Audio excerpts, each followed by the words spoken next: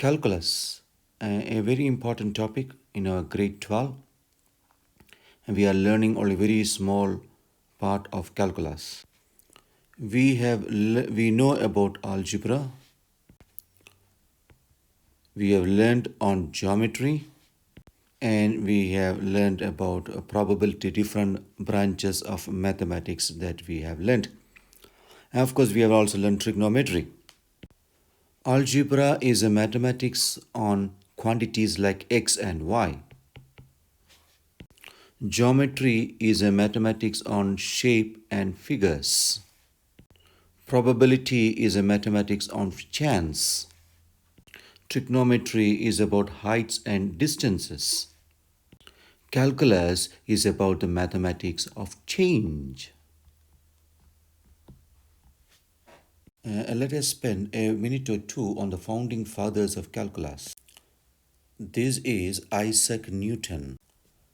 Isaac Newton, a famous mathematician and physicist during late 1600. And this is a picture of Gottfried Leibniz. Gottfried Leibniz. Both were contemporaries of late 1600, and they developed a new branch of mathematics which we now call as calculus.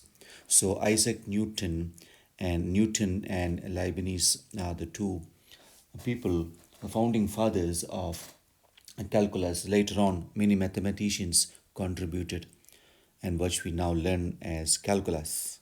In grade 12, we are learning only very tip of the iceberg of calculus, which we call as a differentiation or a derivative. We will learn on differential calculus on 5 areas. One, on first principle of calculus or differentiation. Second one is on rules of differentiation. Third one is equation of a tangent to a curve or a function.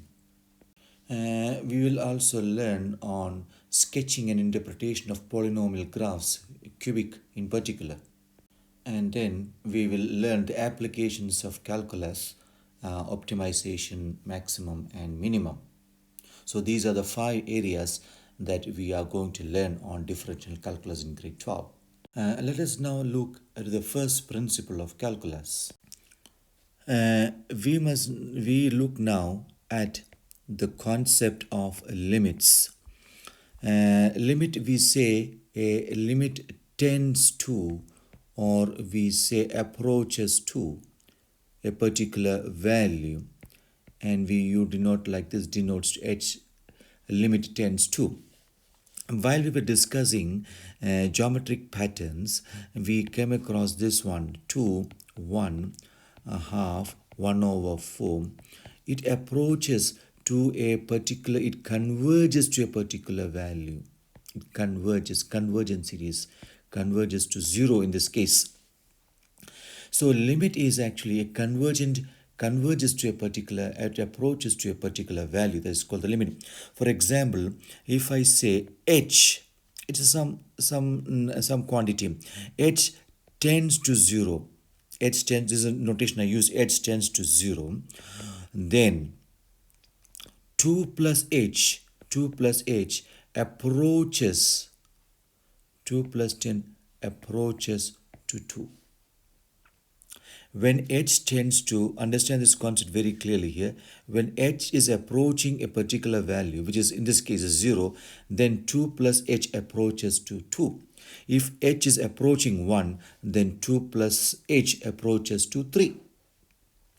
So this we write as, this entire thing we write as a formula, and we write as limit h tends to 0 of 2 plus h is equal to 2.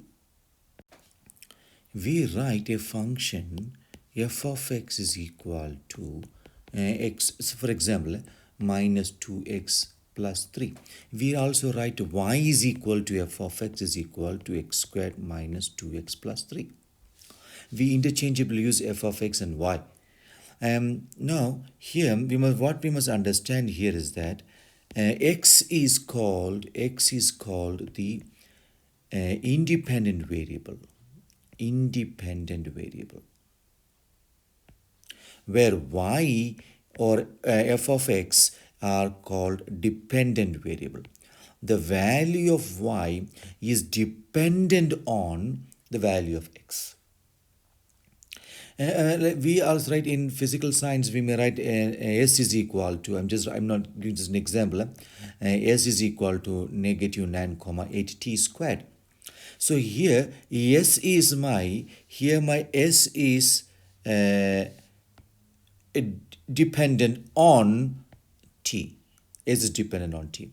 So this dependency is very important when we talk about the derivative of the first principle. Now, a derivative of a function.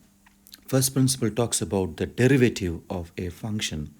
We have seen that y is equal to y is a function of x. If y is a function of x, I'm talking about the notations of a derivative. We write notations f prime of x, f prime of x. We write dy over dx. Y is a function of x. Dy change in y over change in x. Dy over dx. We also write y prime, just like f prime of x, y prime, where y is a function of x. We also write like this d of x, derivative of x, an expression in x, the derivative of that function x. If s is a function of t, then we write ds over dt, where t is independent variable and s is a dependent variable. We denote derivative as dy over dx. It implies a rate of change of y with respect to rate of change of x.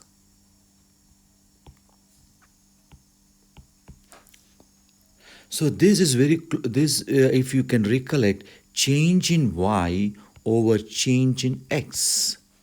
Change in y over, so this is nothing but change in y over change in x.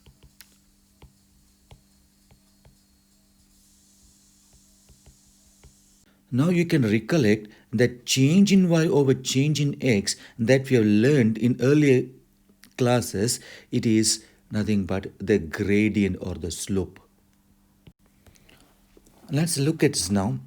If I have a graph, some graph, and I have a point here A and there is a point here B, the coordinates of A, let it be x, and this will be f of x.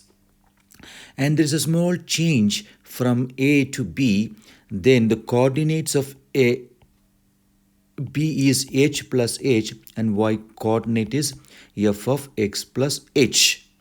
Here h is a small increment. A small increment is called an h. We denote a small increment by the quantity h. So now if you want to know the gradient of AB, then we know the gradient of EAB is given by, gradient M of EAB is given by f of x plus h minus f of x divided by x plus h minus x, by applying the gradient formula that we know, change in y over change in x. Now, first principle says about this gradient of calculus. What does it say is that limit of this gradient when h tends to 0. So limit of this gradient when h tends to 0 is called the derivative of the function. So derivative of the function here is limit h tends to 0 of the gradient, which is f of x plus h minus f of x divided.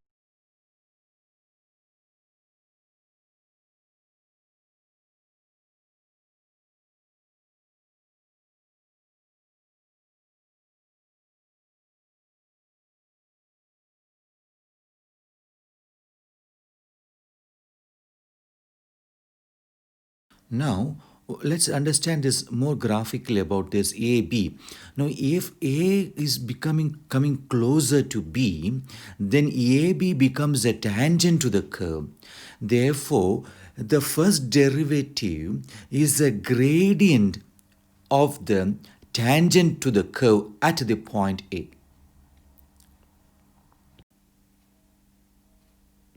So now a derivative of f of x with respect to x at any point is is the gradient of the tangent to the curve of the function. Now the formula that we have seen is the algebraic interpretation of the derivative. When it comes to graphical interpretation, it's a gradient of the tangent to the curve at that point. Um, let's understand this gradient and gradient of a tangent and derivative. A is a point on the graph and B is another point on the graph. Now I am going to draw a tangent passing through A, of the tangent to the curve passing through. This is the curve of the tangent.